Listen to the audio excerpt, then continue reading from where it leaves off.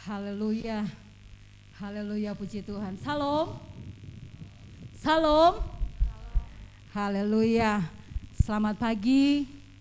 Selamat datang di rumah Tuhan. Teristimewa, selamat untuk kita bersama-sama memuji dan memuliakan nama Tuhan. Puji Tuhan, seberapa kita yang sudah ada pagi ini. Mari kita mau siapkan hati dan seluruh kehidupan kita untuk kita membawa pujian kita kepada Tuhan. Namun sebelum itu, mari kita sama-sama mau berdoa. Kita tundukkan kepala kita, berdoa. Bapa di sorga, Engkau Bapa yang kami panggil dan kami sembah di dalam nama Tuhan Yesus Kristus. Pagi ini ya Bapa, kembali kami datang di hadapan hadirat-Mu. Kami membawa seluruh hidup kami untuk kami persembahkan kepadamu sebagai pujian syukur kami ya Tuhan.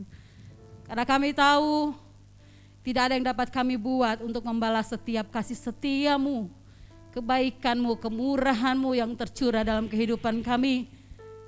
Selain kami bawa hidup kami ya Tuhan Yesus, untuk kami memuji dan menyembah Engkau.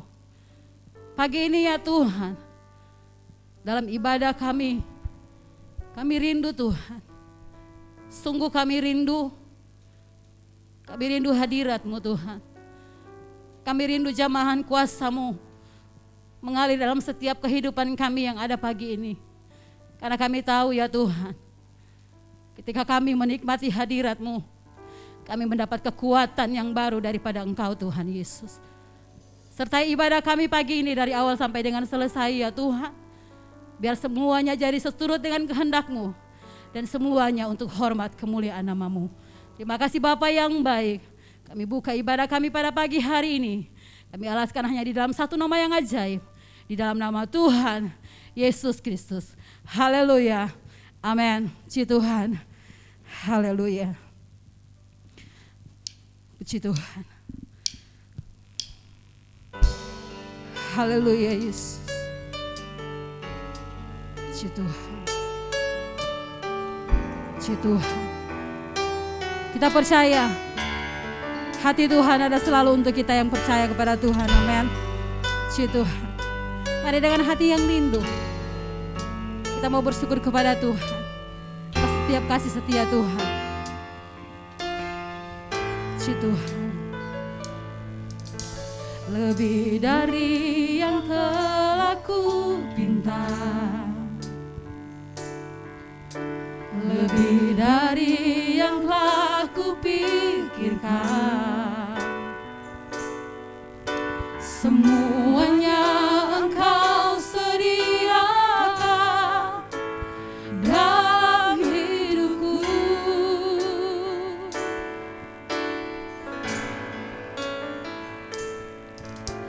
Tidak dapat aku mengukurnya, atau dapat aku menghitungnya. Kebesaran kasih-Mu ya Tuhan yang Kau berikan.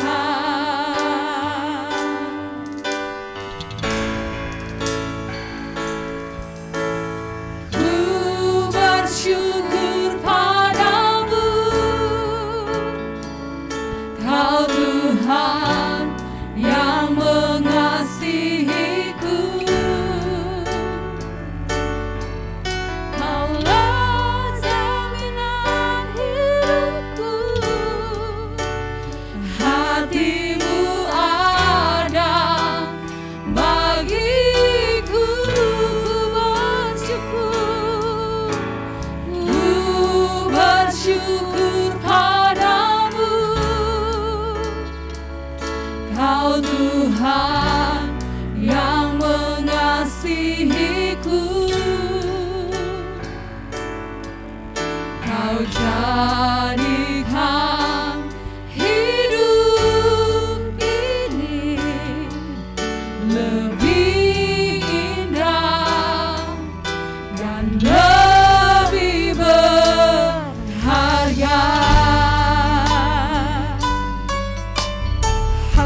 Haleluya Tuhan. Terima kasih Tuhan.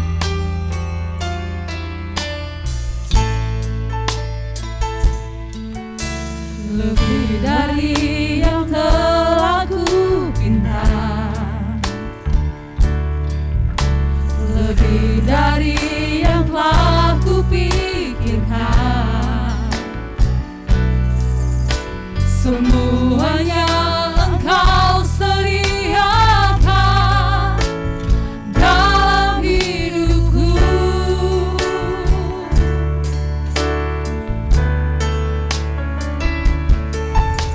Tidak dapat aku mengukurnya, atau dapat aku menghitungnya. Kebesaran kasih-Mu ya Tuhan yang Kau berikan. Mari sama-sama kita bersyukur sambil saya jemput kita bangkit berdiri. Haleluya. Ku bersyukur padamu, Kau Tuhan yang mengasihiku. Kau jaminan hidupku,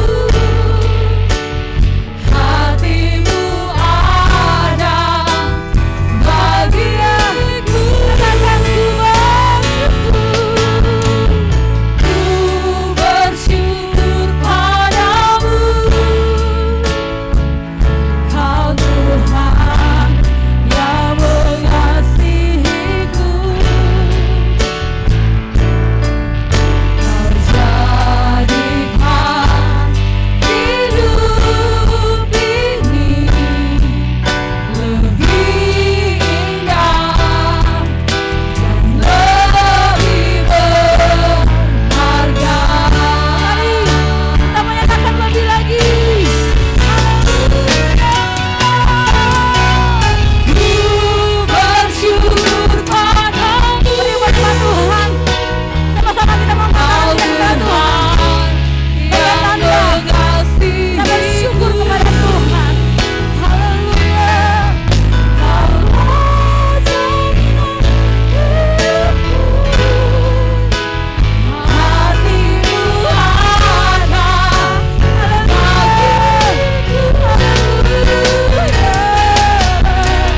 Ku bersyukur padamu. Kami bersyukur Tuhan. Kau Tuhan yang mengasihiku. Kau jadikan hidup ini lebih indah dan lebih berharga. Tuhan katakan pujian ini, katakan ku bersyukur. Haleluya. Ku bersyukur padamu. Mari umat-umat Tuhan, naikkan pujian syukur-Mu kepada Tuhan yang mengasihiku. Haleluya Yesus.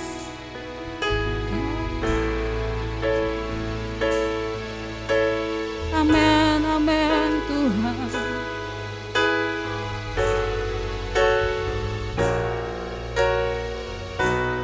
Kami bersyukur.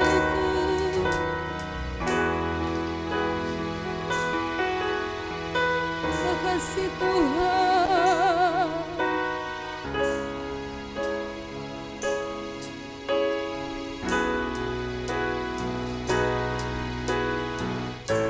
Puji Tuhan. Haleluya. Kembali, mari sama-sama naikkan syukur kita kepada Tuhan. Haleluya.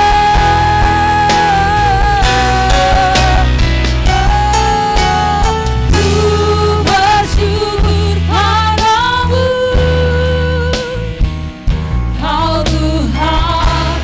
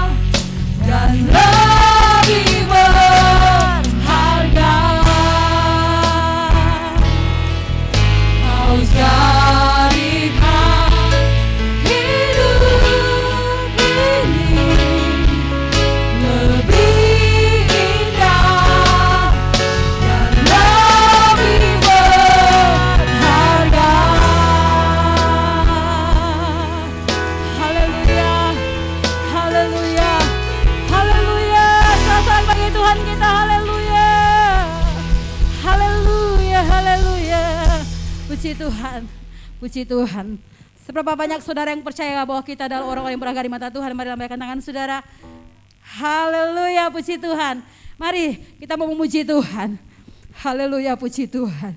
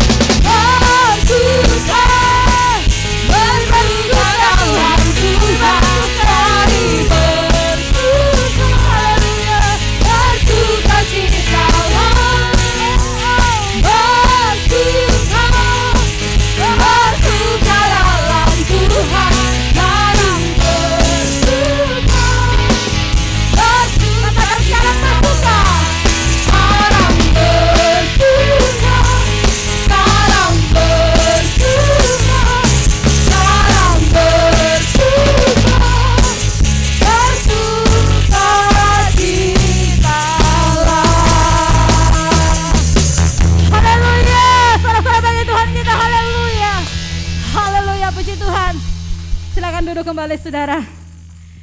Puji Tuhan. Pagi ini saya mau minta waktu sedikit untuk saya bersaksi. Karena kalau saya tidak bersaksi, saya merasa sangat-sangat berhutang kepada Tuhan.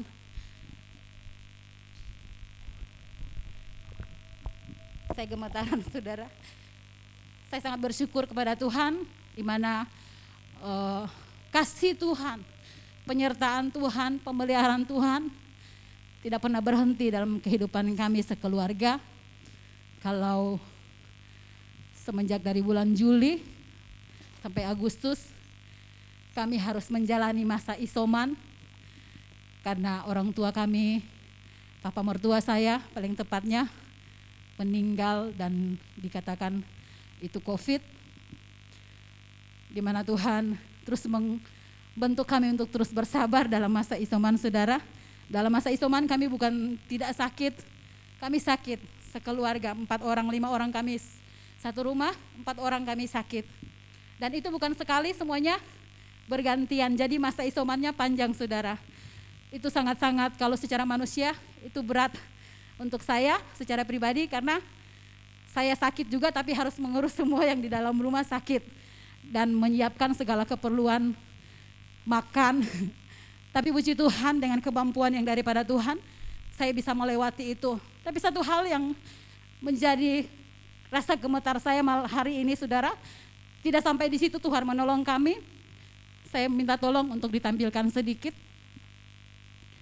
Saudara, di mana malam minggu lalu itu saya bertugas untuk WL pada acara syukuran di gereja sini, tapi saya kalau sudah urusan kayak begitu, saya gemetaran untuk menolong.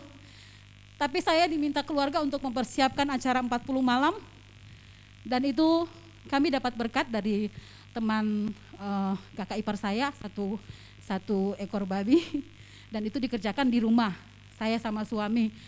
Itu sangat letih, tapi kami kurang berhikmat juga, sudah terlalu letih untuk hari itu hari Sabtu, kami sambung main bulu tangkis. Sebenarnya itu sudah sangat letih, saya sudah sempat bilang tidak usah main bulu tangkis, tapi karena memang suami saya pencinta bulu tangkis, sudah terlalu lama diam di rumah, ya kami pergi main bulu tangkis.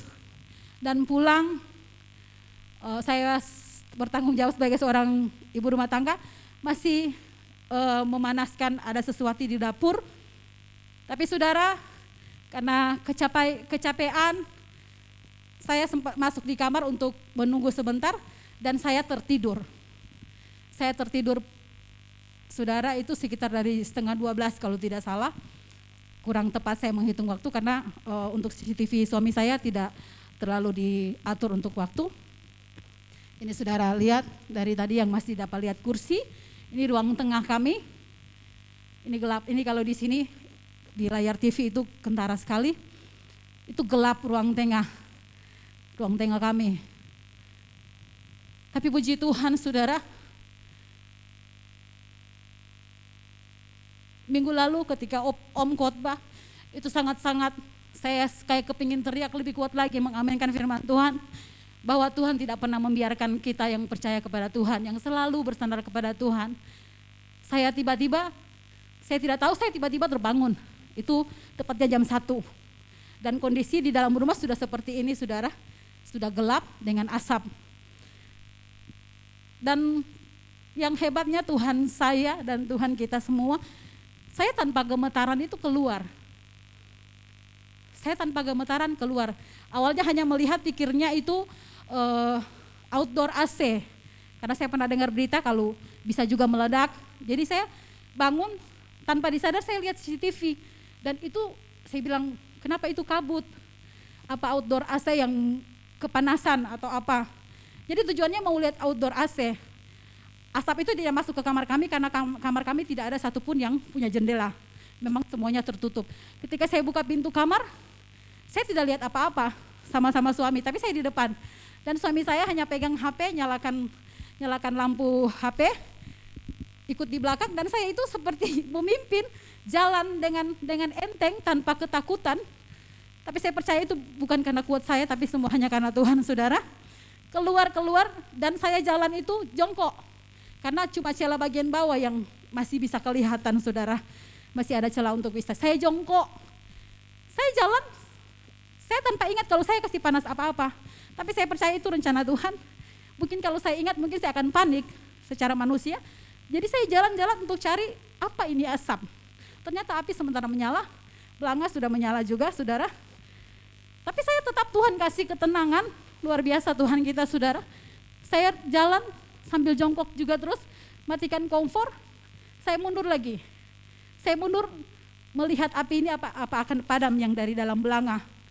Saya mundur tapi belum padam, saya sontak langsung ambil air di dalam kamar mandi. Saya siram, saya sempat pas kalau siram pasti ada reaksi, itu langsung membesar. Saya langsung mundur, sempat jatuh saudara, bagian belakang saya ini sakit. Tapi habis itu langsung sekejap langsung mati. Setelah itu baru saya gemetaran saudara. Saya gemetaran, saya sama suami keluar saudara. Ada ruangan belakang yang di samping. Saya keluar, saya menangis, mengucap syukur sama Tuhan. Saya menangis minta maaf kepada suami saya. Karena itu satu kelalaian untuk saya sebagai seorang ibu rumah tangga. Tapi saya tidak pernah berhenti bersyukur kepada Tuhan. Dalam kelalaian saya, Tuhan tidak pernah membiarkan itu saudara. Tuhan sangat-sangat baik bagi kita semua. Amin saudara. Amin. Puji Tuhan. Saya di belakang sambil menangis, saya kalau cuma tidak ingat tengah malam sudah mau berteriak, haleluya, puji Tuhan. Mau bersorak terus kepada Tuhan, mau bersyukur terus kepada Tuhan. Suami saya di belakang yang ikut-ikut saya di belakangnya bilang, Tuhan engkau ajaib, Tuhan engkau ajaib. Suami saya hanya begitu, tidak bisa berkata banyak dan itu di posisi belakang saya. Ya saya heran setelah itu, saya rasa lucu gitu. Tapi Tuhan itu memang sangat-sangat luar biasa. Amin saudara. Tuhan kita Tuhan yang hebat, amin. Tepuk tangan buat Tuhan kita, haleluya. Haleluya, puji Tuhan. Kami ada sekeluarga pagi ini. Semua hanya karena Tuhan dan kita semua ada hanya karena kasih setia Tuhan, amin. Mari, lebih lagi kita mau bersyukur kepada Tuhan. Haleluya. Puji Tuhan. Haleluya. Puji Tuhan. Haleluya. Mari katakan. Dari hari ke hari tak pernah terbatalkan, berkat-Mu turun atas hidupku. Dari hari ke hari tiada pernah tertunda kesetiaan. Amin. Haleluya. Kasih setiamu Tuhan, rahmat-Mu tak pernah habis. Haleluya, puji Tuhan, tangan-Mu yang berkat Tuhan, besar kerjaan Tuhan, menopang hidupku. Haleluya, haleluya, puji Tuhan. Puji Tuhan, glory bagi nama-Mu ya Tuhan. Mari sama-sama katakan. Dari hari ke hari, apa saudara? Benar terbatalkan. Amin. Amin. Haleluya. Dari hari ke hari, apa saudara? Benar terbatalkan. Haleluya.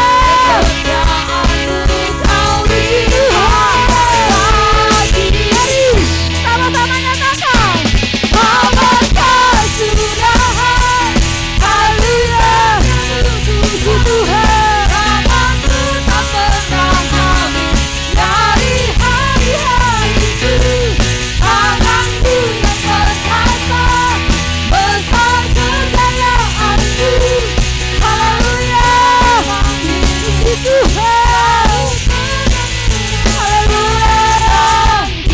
Haleluya. Puji Tuhan. Puji Tuhan.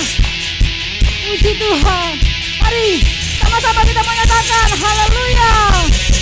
Oh,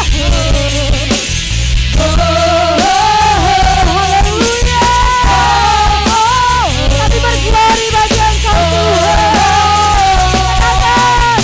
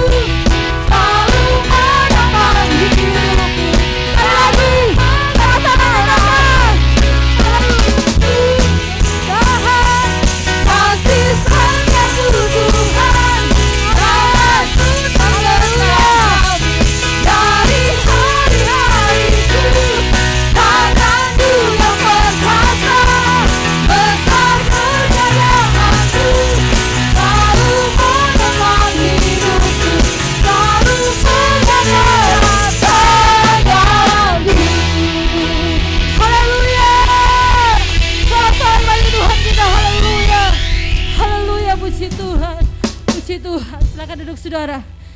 Haleluya, kita akan masuk dalam kebenaran firman Tuhan. Oleh kasih setia Tuhan, kita boleh ada sampai saat ini. Seberapa banyak kita yang ada pagi ini saudara. Mari biarlah kita sama-sama menjadi orang yang selalu melakukan kebenaran firman Tuhan dalam hidup kita. Haleluya, puji Tuhan. Biarlah kita menjadi orang-orang yang selalu tetap cinta Tuhan. Menjadi orang-orang yang selalu setia kepada Tuhan. Puji Tuhan. Haleluya Yesus. Puji Tuhan.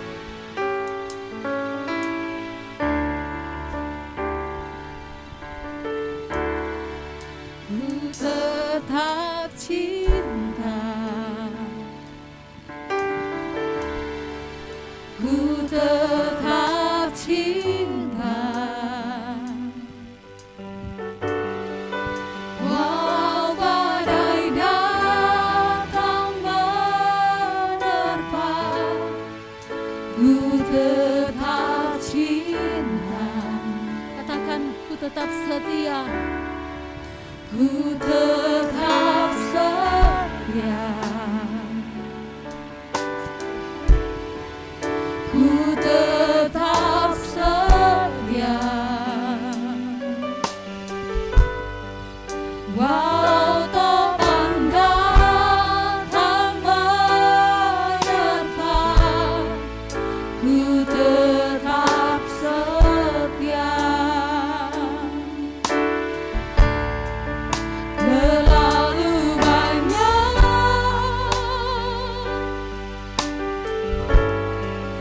yang Tuhan telah beri, takkan mungkin ku balas dari apa yang ku miliki.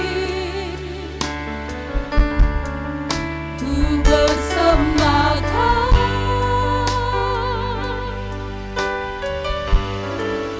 seluruh hidupku,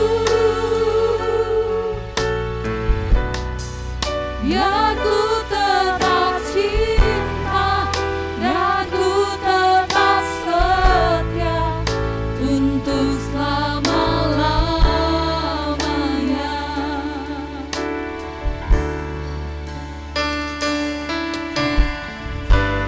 Haleluya ya Tuhan.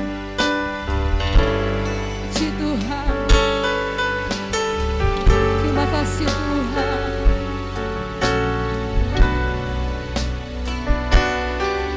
Puji Tuhan. Kami mau lebih lagi Tuhan. Kami mau lebih lagi setia kepada-Mu ya Tuhan. Mari sama-sama nyanyikan pujian ini, katakan. Ku tetap cinta. Ku tetap cinta. Walau badai datang menerpa, ku tetap cinta. Mampukan kami ya Tuhan. Haleluya. Ku tetap setia. Ya Tuhan Yesus. Ku tetap setia. Walau topan datang menerpa, ku tetap setia. Mari, sampai kita bangkit berdiri kembali saudara, katakan. Terlalu banyak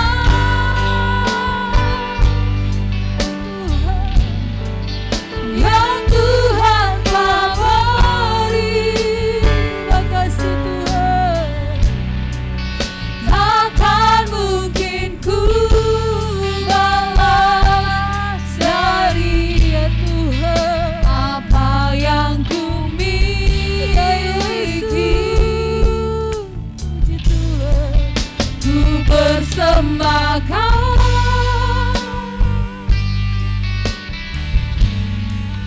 seluruh hidupku,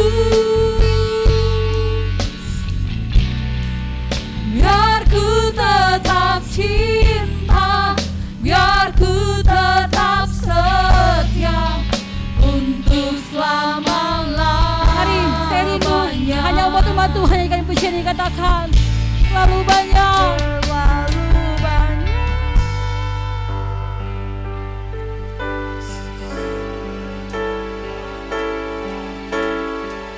Amin, amin, amin Tuhan.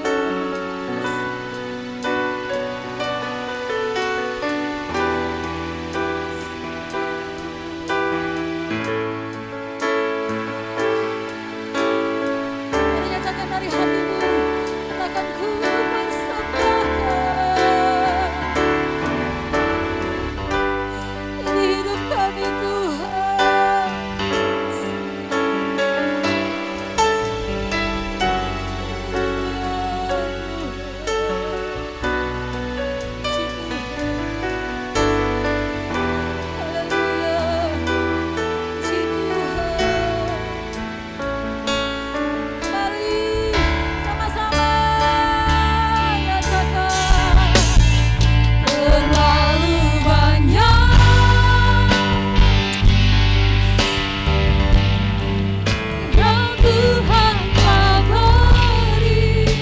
Kasih Tuhan akan mungkin ku dari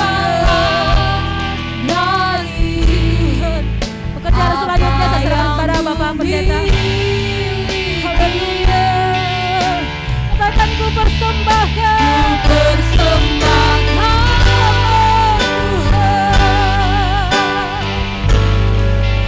seluruh hidupku.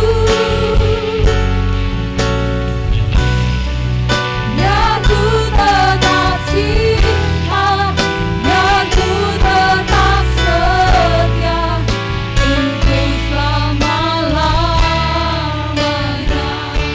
Bahkan biar ku tetap cinta, biar ku tetap cinta, biar ku tetap setia untuk selama-lamanya. Haleluya, puji Tuhan.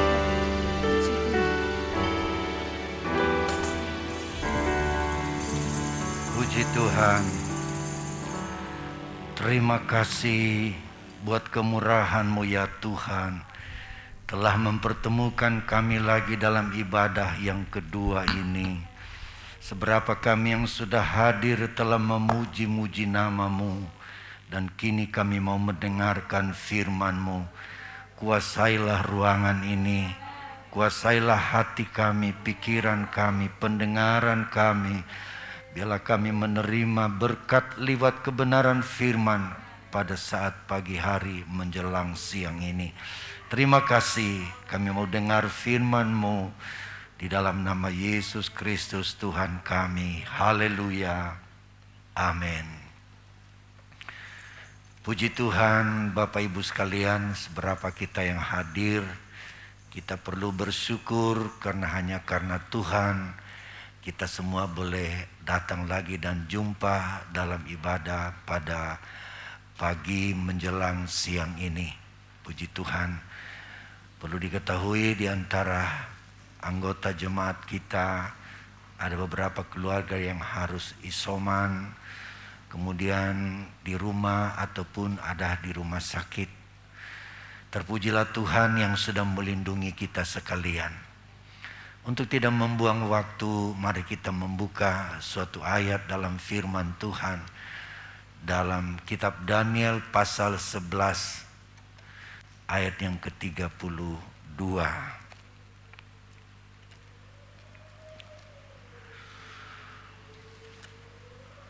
Dan orang-orang yang berlaku fasik terhadap perjanjian akan dibujuknya sampai murtad dengan kata-kata licin, tetapi umat yang mengenal Allahnya akan tetap kuat dan akan bertindak.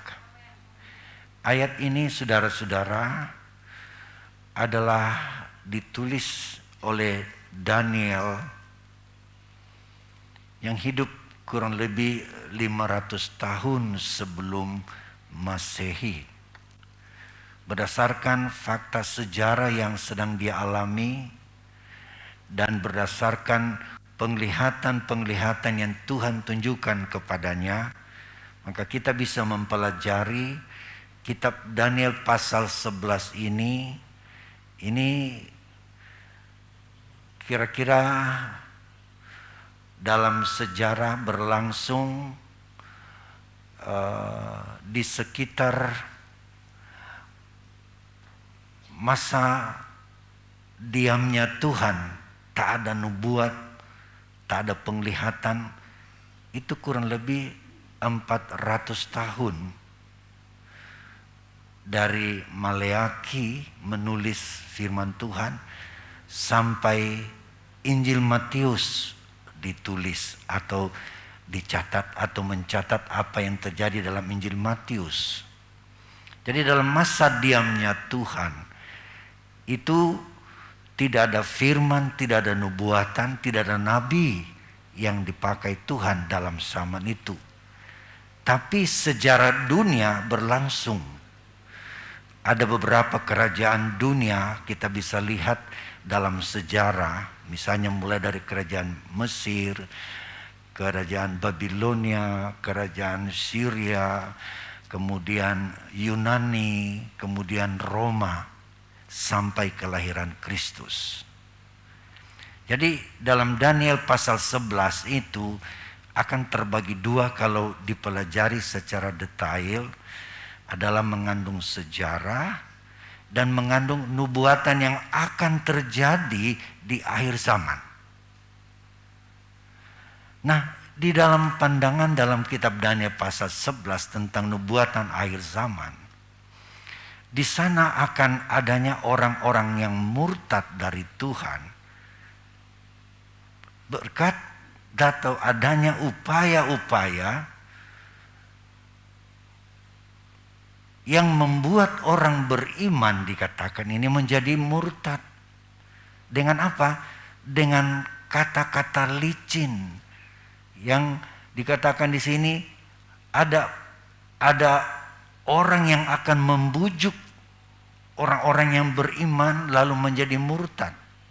Nah, dan itulah zaman yang kita sedang hadapi sekarang. Diingatkan dalam 1 Timotius 4 bahwa akan banyak orang murtad.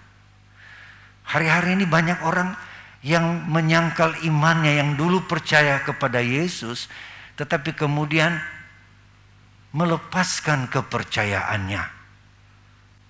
Dan ini adalah zaman itu sedang berlangsung.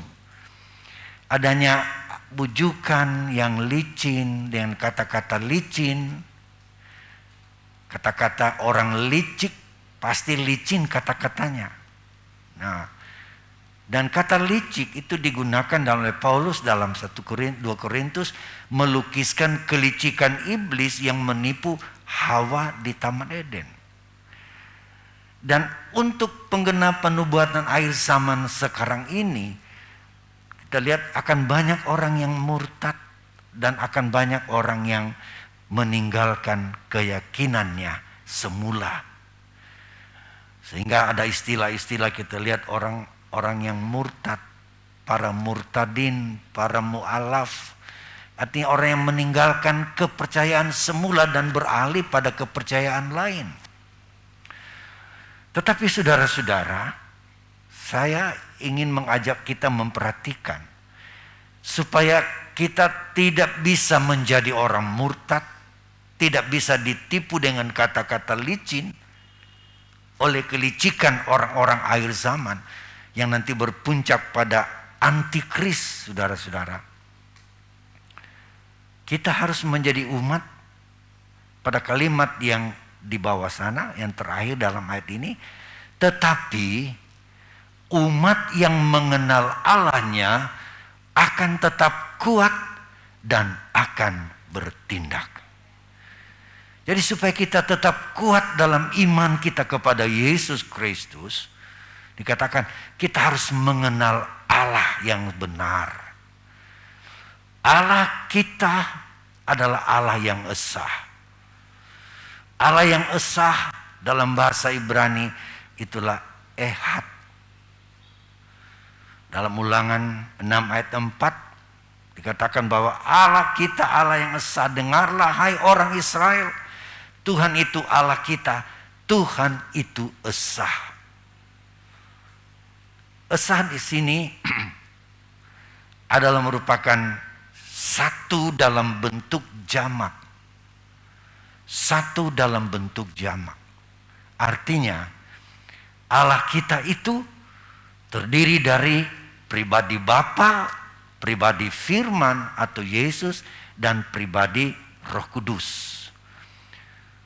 Memang ada orang tidak percaya dan menolak ini. Bahkan yang tergolong Kristen pun, saudara-saudara, ada yang menolak. Tetapi kita melihat kebenaran firman Allah yang betul-betul hakiki. Bahwa Allah kita itu esa. Sebab esa ditulis dengan kata ehad. Dan bukan dengan kata yahid. Esa atau ehad itu, saudara-saudara, terdiri dari pribadi Bapa, Firman, dan Roh Kudus. Yang para teolog untuk memudahkan kita memahami prinsip ini, maka dipakai istilah Trinitas. Yang walaupun kata ini tidak ditulis dalam kitab suci kita, tetapi konsepnya ada. Nah, kita harus mengenal Allah ini, saudara-saudara. Allah, Bapa, Firman, dan Roh Kudus.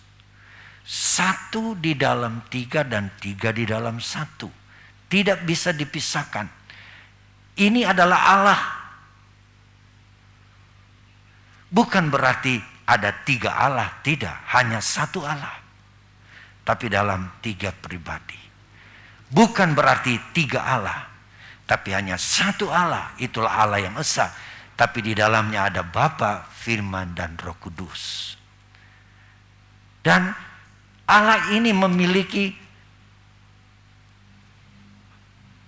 sifat dasar yang absolut. Misalnya Allah itu maha kuasa. Maha kuasa artinya segala kuasa ada di dalam Allah kita. Allah kita itu Allah yang maha kasih. Bahkan Allah itu adalah kasih. Dia mengasihi orang. Tetapi menolak dosa. Allah yang maha tahu. Mengetahui segala-galanya.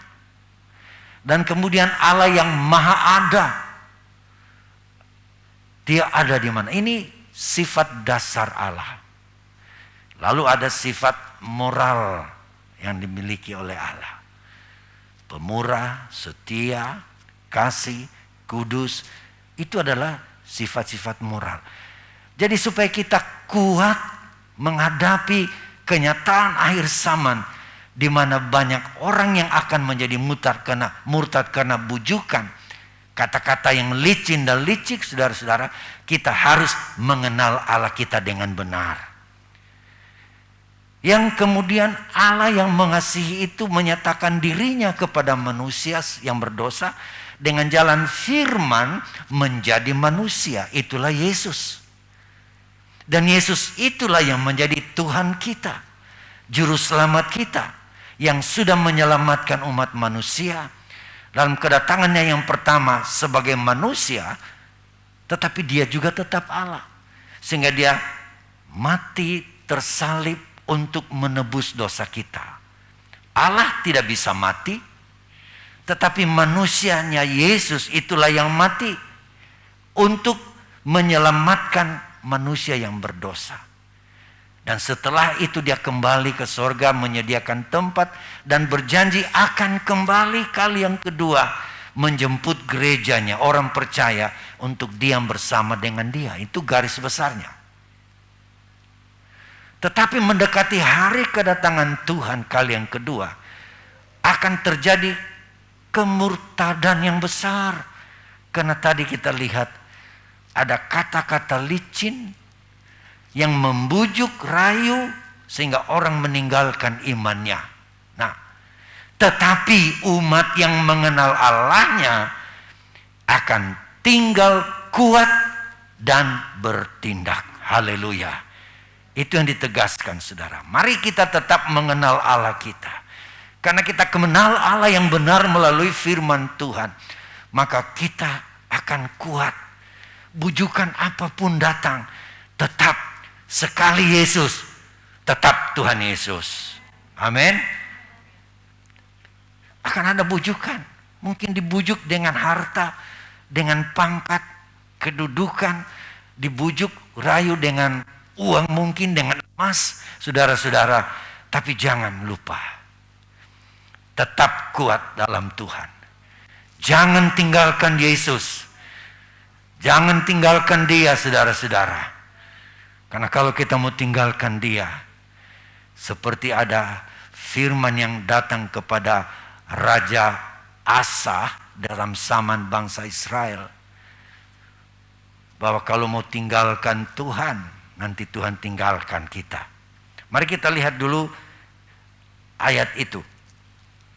Di dalam 2 Tawari pasal yang ke-15. Ayat yang pertama, 2 Tawari pasal 15 pertama. Asarya bin Oded dihinggapi roh Allah. Ia pergi menemui Asa dan berkata kepadanya, dengarlah kepadaku Asa dan seluruh Yehuda dan Benyamin.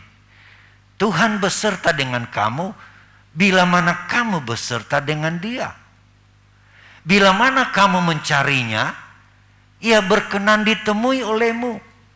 Tetapi bila kamu meninggalkannya, kamu akan ditinggalkannya. Terus ayat 3. Lama sekali Israel tanpa Allah yang benar, tanpa ajaran daripada imam, dan tanpa hukum. Tetapi di dalam kesesakan mereka berbalik kepada Tuhan Allah orang Israel. Mereka mencarinya dan Ia berkenan ditemui oleh mereka. Jadi kita melihat di sini sebuah pengalaman Raja Asa yang diingatkan. Raja Asa adalah raja yang memerintah bangsa Yehuda plus Benyamin. Itulah kerajaan Yehuda di sebelah selatan yang ibu kotanya Yerusalem. Kalau disebut kerajaan Israel, itu di bagian utara Palestina. Dan kerajaan itu disebut kerajaan Israel. Dari ada 10 suku di situ, yang ibu kotanya Samaria. Nah, jadi sesudah Raja Salomo, kerajaan ini terpecah dua. Raja Asa di selatan, itu kerajaan Yehuda, dia beriman kepada Tuhan. Waktu dia menjadi raja, dia ikuti petunjuk Tuhan. Dia ikuti firman Allah. Kerajaan Israel, kita baca tadi, lama tidak ada pelajaran yang benar. Tidak ada nabi yang mereka dengar, sehingga keadaannya kacau balau. Lalu tadi kita dengar seorang yang bernama Asarya bin Oded. Asarya bin Oded itu penuh dengan roh, dihinggapi Roh Kudus, lalu datang kepada Asa, beritahukan kondisi di Israel di utara itu lama tidak ada pengajaran yang benar, tidak ada nabi yang betul, sehingga kacau. Bahkan kalau kita baca selanjutnya ayat-ayat di sana, bahwa ayat 5 coba kita lihat. Pada zaman itu tidak dapat orang pergi dan pulang dengan selamat karena terdapat kekacauan yang besar di antara segenap penduduk daerah-daerah. Artinya tidak aman. Orang kalau pergi keluar dari rumahnya, pergi ke tempat jauh, tidak aman. Sebab kekacauan, mungkin dirampok, penjahat, bahaya. Karena mereka tinggalkan Tuhan. Tuhan tinggalkan. Tetapi di selatan Raja Asa diingatkan, kamu harus cari Tuhan. Kalau kamu cari Tuhan, Dia akan berjalan bersama dengan kamu. Kita lihat ayat 6. Bangsa menghancurkan bangsa. Jadi ada perang, suku tidak aman, saudara. Kota menghancurkan kota, karena Allah mengacaukan mereka dengan berbagai-bagai kesesakan. Ayat 7. Tetapi kamu ini. Jadi Asarya datang kepada Asa, peringatkan, kamu ini kerajaan Yehuda yang rajanya adalah Asa, kuatkanlah hatimu. Jangan lemah semangatmu, karena ada upah bagi usahamu. Itu yang diingatkan kepada Asa, saudara-saudara. Sehingga Asa berhasil. Waktu Asa mendengar ini, saudara-saudara, kita baca ayat selanjutnya, cukup saya ceritakan. Asa membuat sebuah gebrakan, yaitu pemulihan, supaya mereka kuat dalam Tuhan. Patung-patung berhala disingkirkan, penyembahan-penyembahan berhala disingkirkan. Saudara-saudara, dia membuat pembersihan, artinya kebangunan rohani, sehingga Tuhan memberkati Asa dengan kemenangan-kemenangan. Sebab kalau kita pelajari, saudara-saudara, karena dia Asa mengenal Allahnya, dia mencari Tuhan, maka Tuhan menyertai dia. Kalau kita pelajari dia punya masa pemerintahan Asa, karena dia mengenal Allah, Tuhan kuatkan. Bahkan ada pengalaman yang besar yang dia alami dalam awal-awal pemerintahannya. Karena dia memerintah kurang lebih 41 tahun. Dia menjadi raja. Dia pernah menghadapi tentara yang besar dari Ethiopia. Itu di selatannya Israel. Ada Ethiopia, kita tahu dalam sejarah dan ilmu bumi. Siapa itu bangsa di Ethiopia, saudara? Menyerang kerajaan Yehuda. Nama rajanya Sisera. Kalau kita lihat di dalam pasal 14.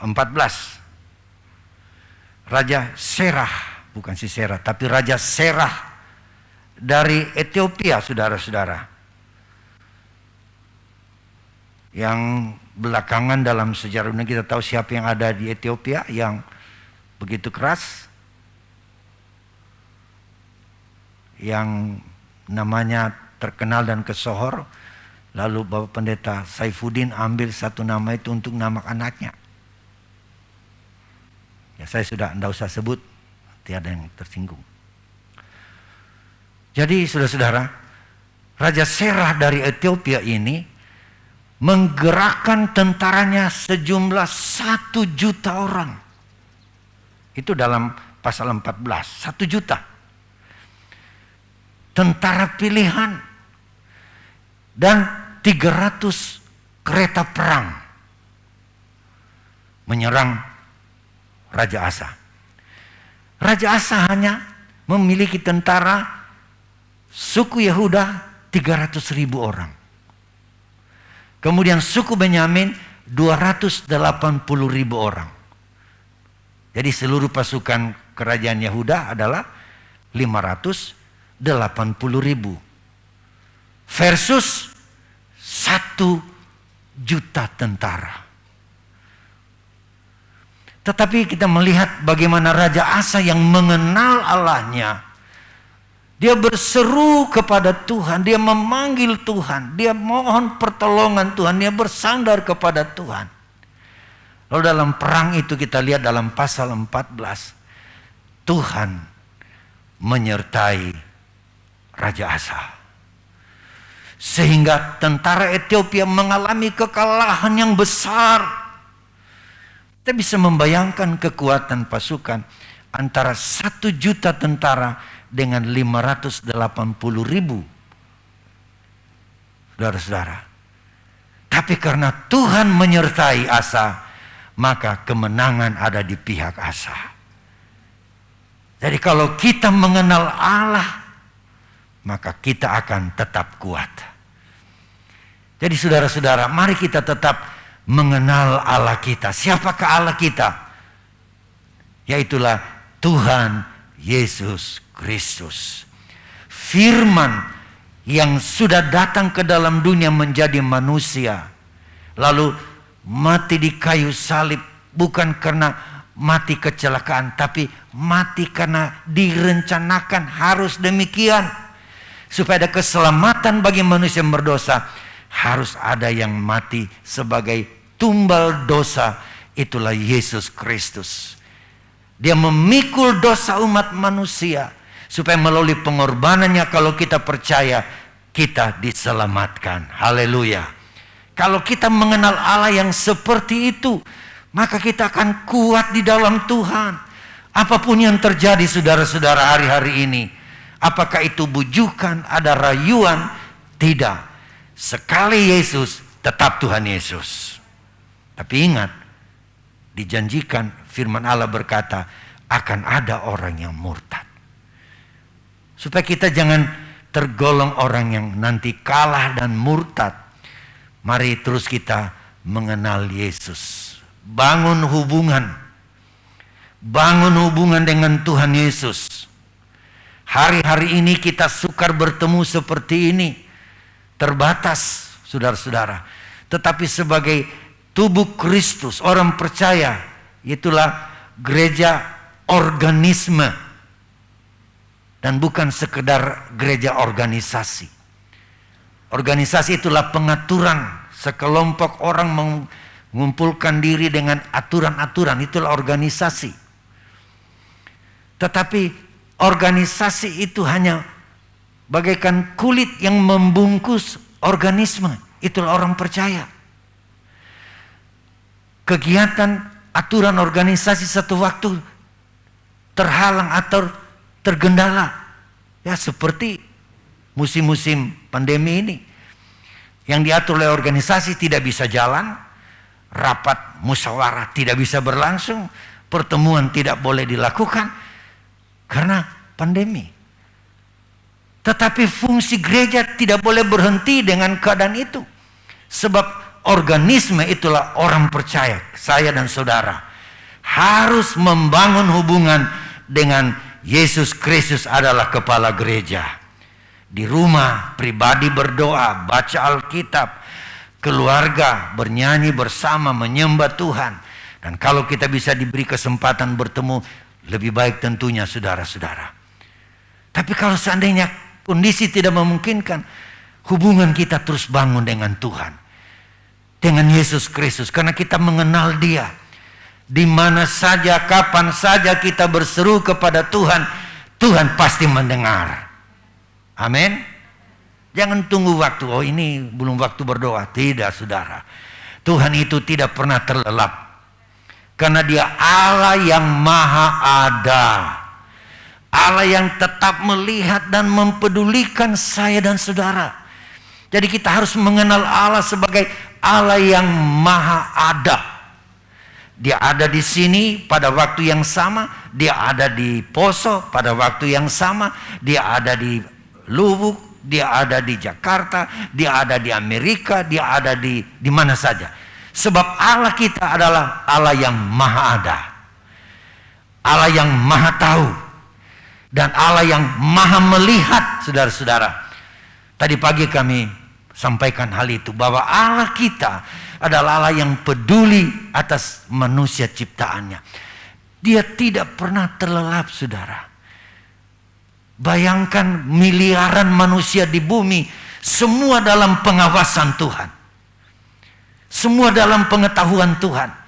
Sebab tidak ada satu orang pun yang bisa sembunyikan diri dari Tuhan. Coba kita lihat ayat-ayat itu. Yeremia 23 ayat 24. Yeremia 23 ayat 24. Sekiranya ada seseorang menyembunyikan diri dalam tempat persembunyian, masakan aku tidak melihat dia? Demikianlah firman Tuhan. Tidakkah aku memenuhi langit dan bumi? Demikianlah firman Tuhan.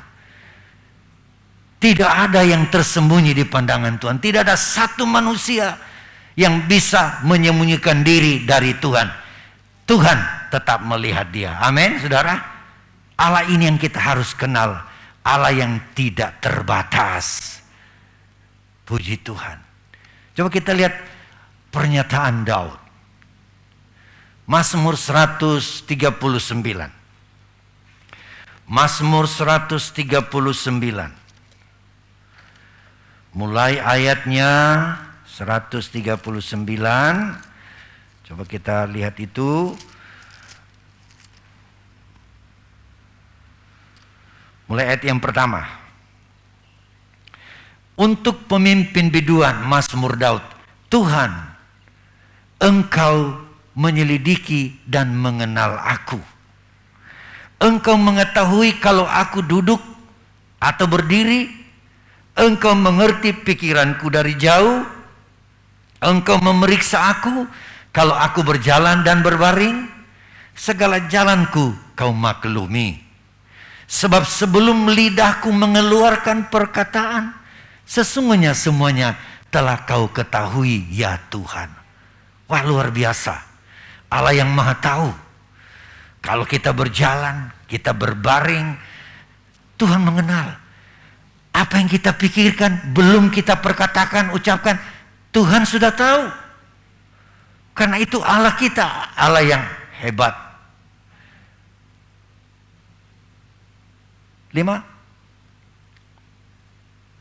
Ayat 5. Dari belakang dan dari depan Engkau mengurung aku, dan Engkau menaruh tanganmu ke atasku. 6. Terlalu ajaib bagiku pengetahuan itu, terlalu tinggi, tidak sanggup aku mencapainya. Kemana aku dapat pergi menjauhi rohmu? Kemana aku dapat lari dari hadapanmu? Jika aku mendaki ke langit, Engkau di sana. Jika aku menaruh tempat tidurku di dunia orang mati, di situ pun Engkau. Jika aku terbang dengan sayap fajar dan membuat kediaman di ujung laut, juga di sana tanganmu akan menuntun aku dan tangan kananmu memegang aku. Jadi Daud pada dasarnya menyatakan tidak bisa melarikan diri. Seorang manusia tidak bisa melarikan diri dari Tuhan. Mau bersembunyi di mana? Tuhan mengetahui. Perkataan kita pun belum kita ucapkan apa yang kita pikir, Tuhan sudah membaca lebih dahulu. Itulah Allah yang kita sembah, saudara-saudara.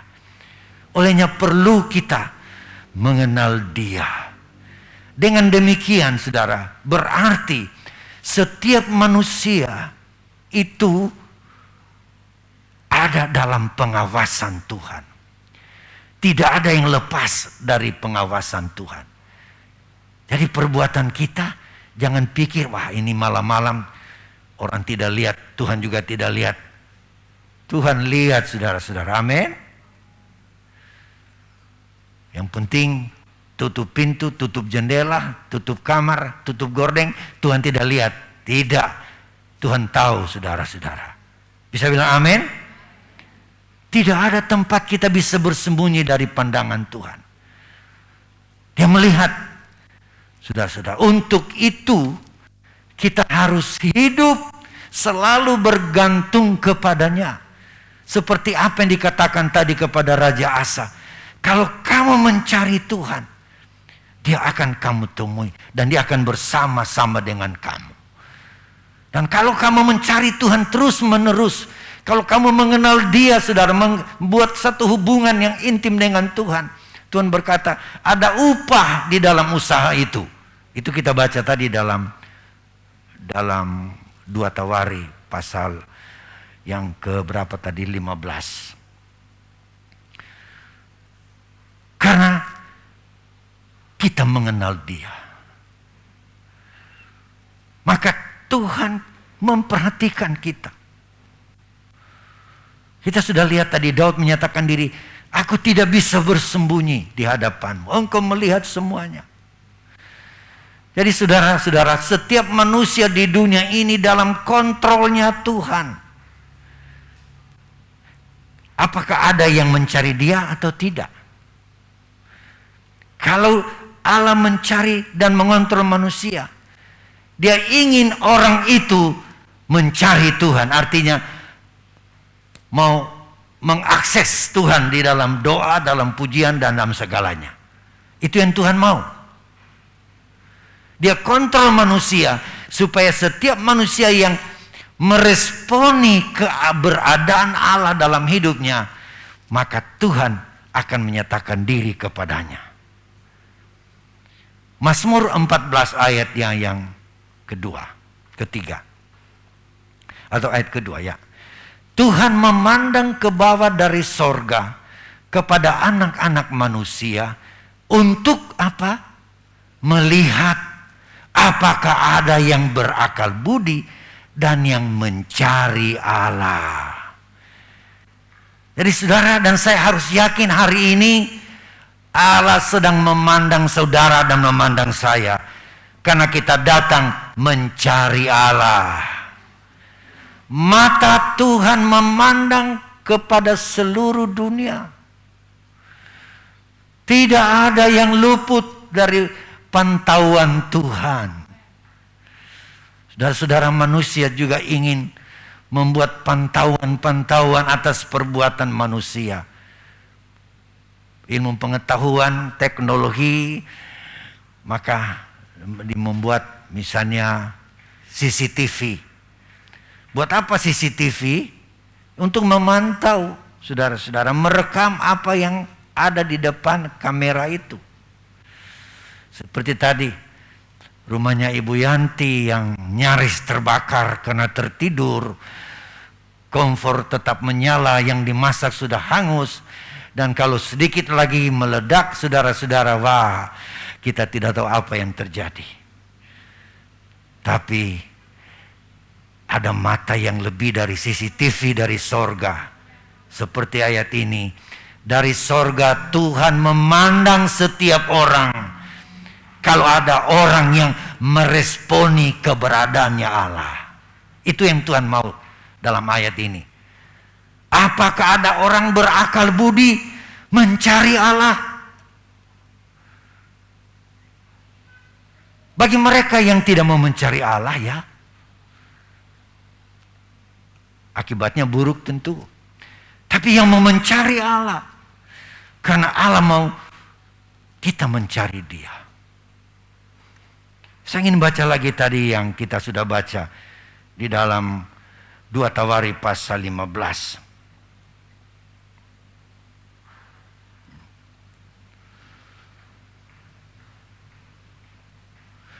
Ayat 4. Saya ingin kita kembali ayat 4.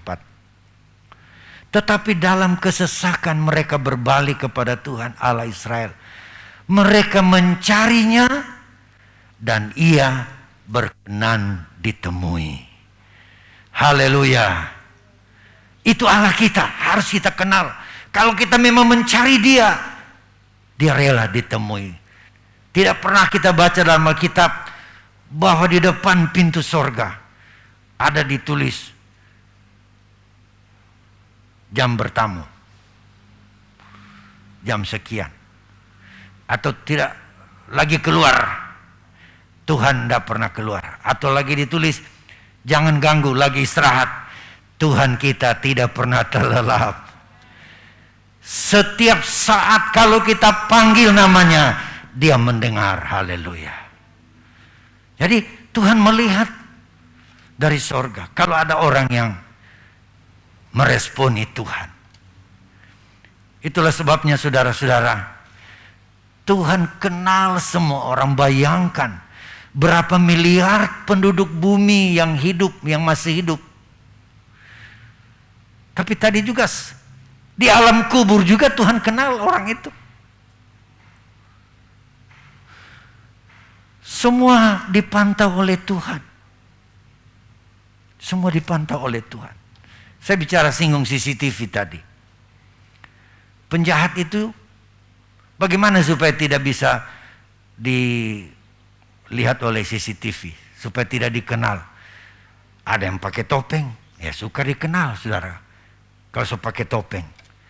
Ada yang jalan mundur-mundur, saudara-saudara. Saya lihat satu CCTV di mana sebuah ATM dibobol. Mereka tahu ada CCTV. Mereka jalan mundur-mundur saudara, jadi hanya belakang. Karena mau menghilangkan diri dari pantauan. Tapi Tuhan biar mundur, biar pakai topeng, Tuhan kenal siapa kau. Saya bilang amin saudara. Tuhan kenal. Bahkan kalau kita baca Alkitab beberapa kisah, sampai alamat rumah kita Tuhan tahu. Contohnya, waktu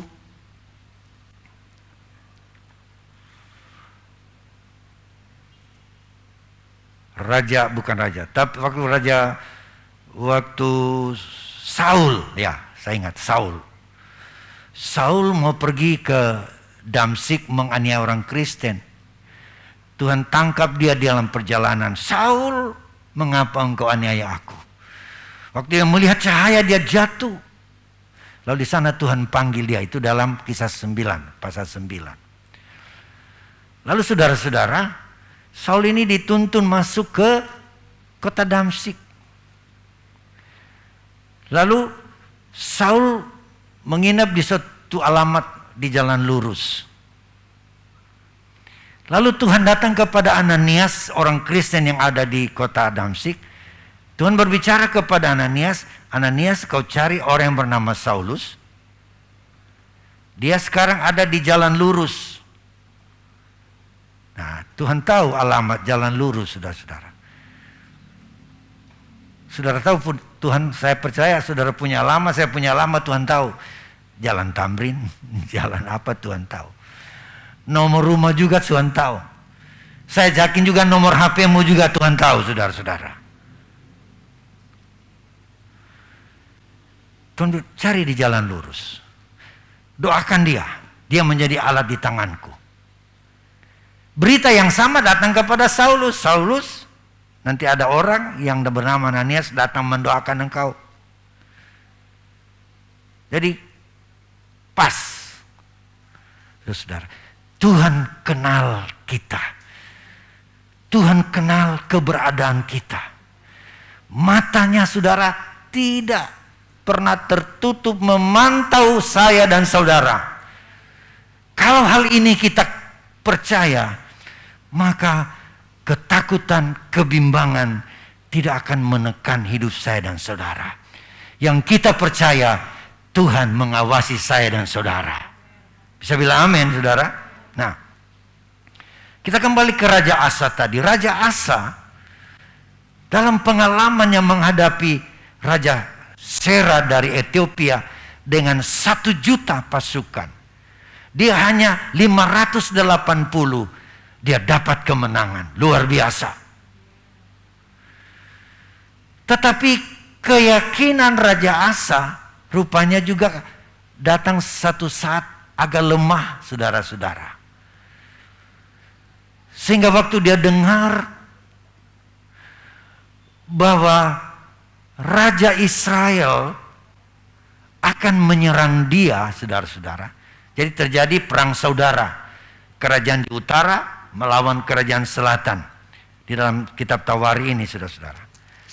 Dalam pasal 16 kita lihat ayat yang pertama. 1 Tawari 16. Pada tahun ke-36 pemerintahan Asa. Jadi sudah 36 tahun Raja Asa berjalan bersama Tuhan dalam memimpin kerajaan Israel. 36 tahun itu waktu yang panjang, banyak pengalaman. Pengalaman yang hebat tadi, 1 juta tentara dari Ethiopia dia kalahkan. Lalu tiba-tiba di tahun 36 pemerintahannya, dikatakan di sini, majulah Baesa Raja Israel hendak berperang melawan Yehuda. Ia memperkuat Rama dengan maksud mencegah lalu lintas kepada Asa Raja Yehuda. Jadi saudara mereka di utara kerajaan Israel dipimpin oleh Raja Baesa, dia memblokir kerajaan Yehuda. Jangan ada orang pergi ke Yehuda, ke Yerusalem. Rupanya dia membuat lockdown, saudara-saudara. Dia lockdown itu Yehuda. Waktu Raja Asa dengar bahwa kerajaan utara menyerang dia, dia ketakutan. Rupanya keyakinannya terhadap jaminan Tuhan mungkin agak merosot dalam hidupnya. Maka apa yang dia buat? Ayat yang kedua dari pasal ini.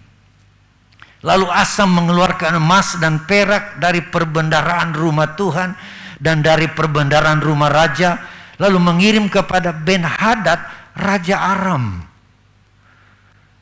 Jadi yang dia buat waktu dia mendengar kerajaan utara menyerang dia, dia ketakutan. Dia ambil barang-barang berharga dari rumah Tuhan, dari juga kerajaan, emas. Dia kirim kepada seorang raja yang namanya Ben-Hadad. Ben-Hadad ini raja orang Aram, bukan orang Israel. Bukan kerajaan Yehuda. Dia kirim emas. Dia kirim kekayaan. Dengan pesan, apa pesannya? Ada perjanjian antara aku dan engkau, antara ayahku dan ayahmu. Ini kukirim emas dan perak kepadamu. Marilah batalkanlah perjanjianmu dengan Baesa, raja Israel, supaya ia undur daripadaku. Jadi dia minta bantuan ke orang asing. Dia bayar upeti. Dia minta supaya jangan bela Baesa, tapi aku dan engkau bersepakat bersama. Nah, ini yang terjadi, saudara-saudara. Ayat yang berikut, keempat. Lalu Ben-Hadad mendengarkan permintaan Raja Asa. Ia menyuruh penglima-penglimanya menyerang kota Israel, dan mereka memukul kalah Iyon, Dan, Abel Maim, dan segala tempat perbekalan kota-kota di Naftali. Jadi akhirnya Ben-Hadad menolong Asa. Tapi di pandangan Tuhan, saudara-saudara, itu buruk terhadap Asa. Yang tadinya dia mengenal Allah yang bisa membela dia. Kita baca ayat 5. Segera sesudah Baesa mendengar hal itu, ia berhenti memperkuat Rama, menghentikan usahanya itu. Jadi Baesa mundur. Lalu kita melihat, saudara-saudara, ayat-ayat selanjutnya. Kita lompat ke ayat 7 saja. Ayat 7. Pada waktu itu datanglah Hanani pelihat itu kepada Asa, raja Yehuda. Katanya kepadanya, karena engkau bersandar kepada Raja Aram dan tidak bersandar kepada Tuhan Allahmu, oleh karena itu terluputlah tentara Raja Aram dari tanganmu. Jadi karena dia bersandar kepada orang Aram sebenarnya yang menjadi musuh mereka bersama, lalu Tuhan berkata, orang Aram luput dari tanganmu, bahkan menjadi musuh bagimu. Selanjutnya, ayat 8. Bukankah tentara Ethiopia dan Libya besar jumlahnya, kereta dan orang berkudanya sangat banyak. Namun Tuhan telah menyerahkan mereka ke dalam tanganmu karena engkau bersandar kepadanya. Lalu Hanani yang sudah bernubuat tadi, kita sudah baca, datang lagi kepada Asa. Asa, Raja Asa, engkau sudah lupakah bahwa tentara Ethiopia dari Libya itu begitu banyak, tapi Tuhan menolongmu dan mengalahkan mereka? Ayat 9. Karena mata Tuhan menjelajah seluruh bumi. Rupanya ini yang dia sudah lupa, saudara-saudara. Asa lupa bahwa mata Tuhan menjelajah ke seluruh bumi, ke seluruh pelosok dunia ini, di hutan, di rimba, di lautan, di mana saja ada manusia, Tuhan punya mata ada di sana.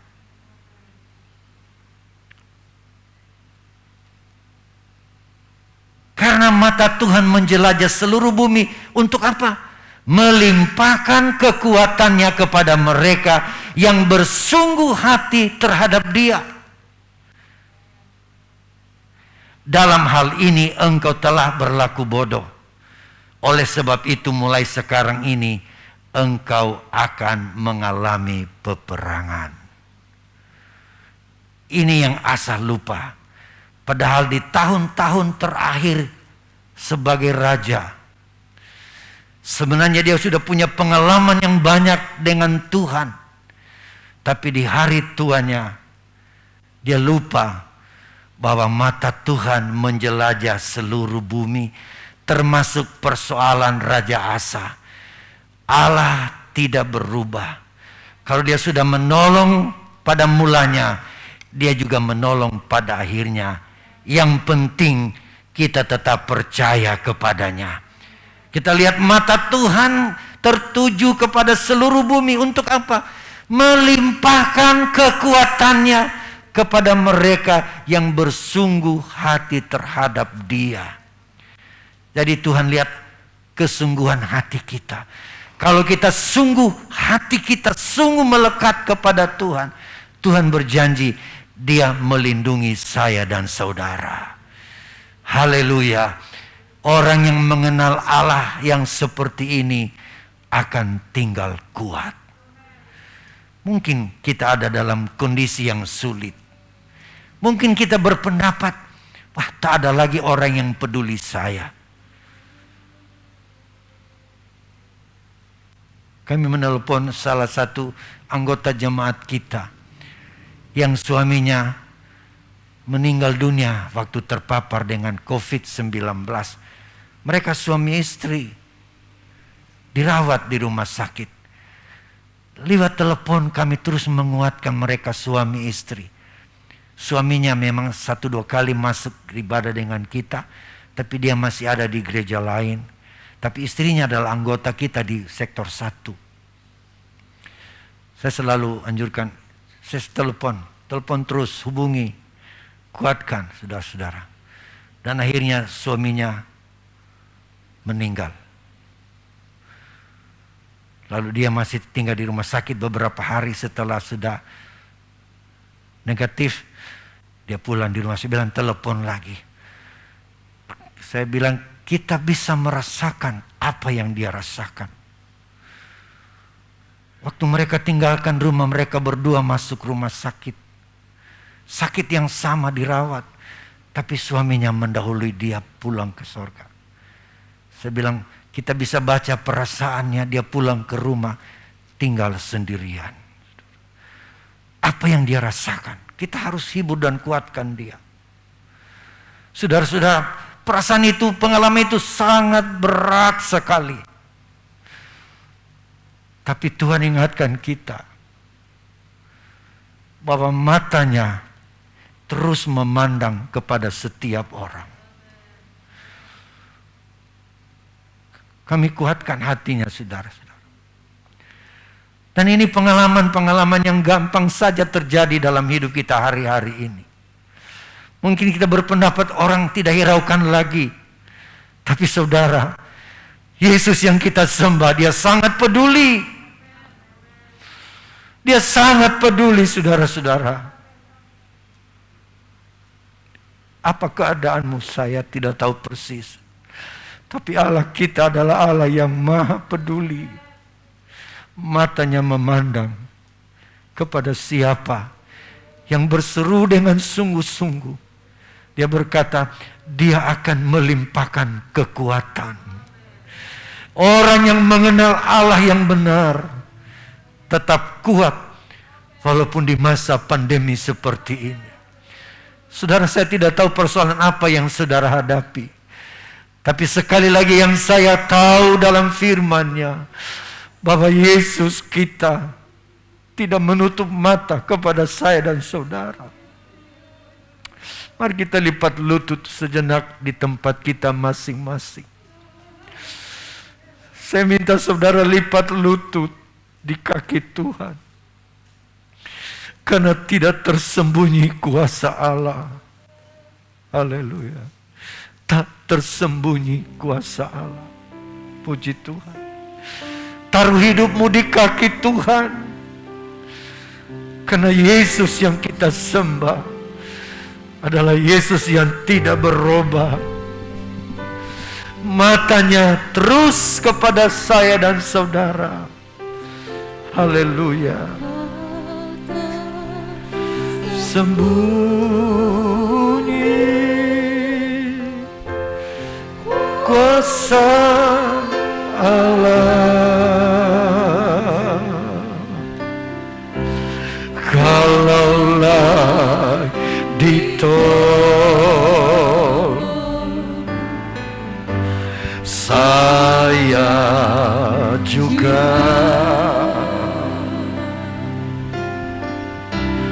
tangannya terbuka menunggulah,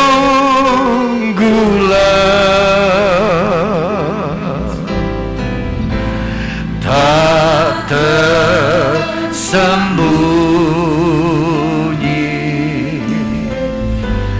kuasa Allah. Lagi tak tersembunyi, tak tersembunyi.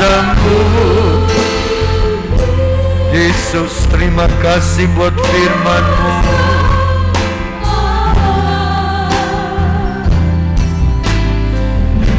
Kalaulah ditolong, saya juga tangannya terbuka menunggulah,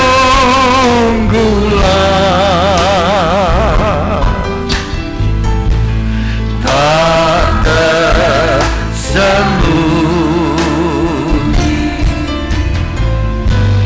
kuasa. Tangannya terbuka, terbuka menunggulah,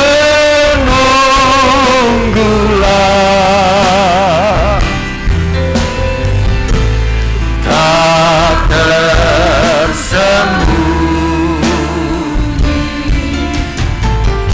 kuasa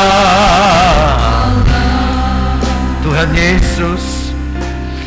Kami sudah dengar firman-Mu bahwa Engkau Allah yang Maha Tahu, Allah yang peduli kehidupan kami, terus mengawasi kami Tuhan. Bila kami berseru dan mencari akan Engkau, Engkau berjanji akan menemukan kami. Tangan-Mu yang terus terbuka memberi pertolongan kepada kami. Umat-umat-Mu yang merendahkan diri, merendahkan hati di hadapan-Mu, Tuhan menilik semuanya.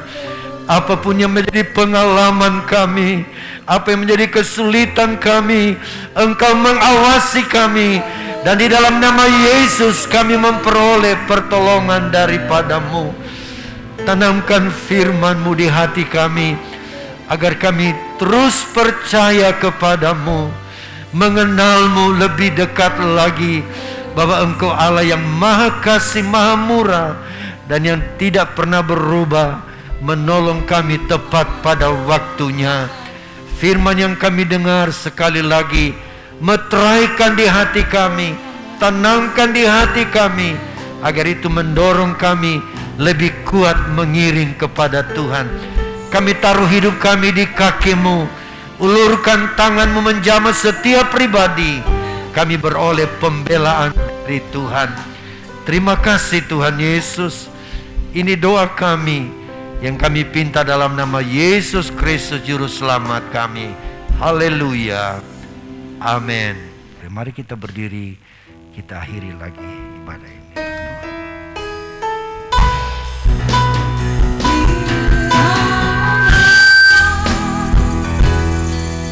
Engkau memberkati aku berlimpah-limpah, dan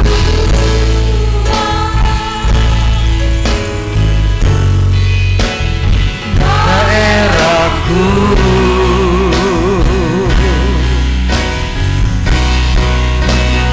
dan kiranya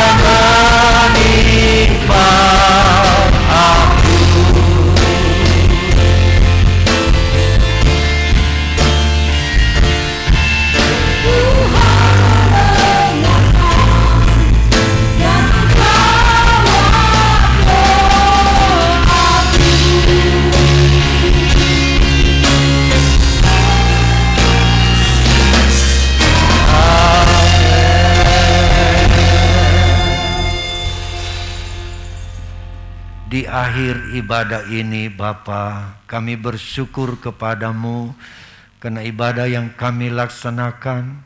Kami merasa Tuhan sudah menyertai dan memberkati kami. Apa yang kami lakukan pula ini Tuhan, kiranya Tuhan sempurnakan. Biarlah menjadi korban yang berbau harum di hadapan hadirat-Mu. Terima kasih Tuhan.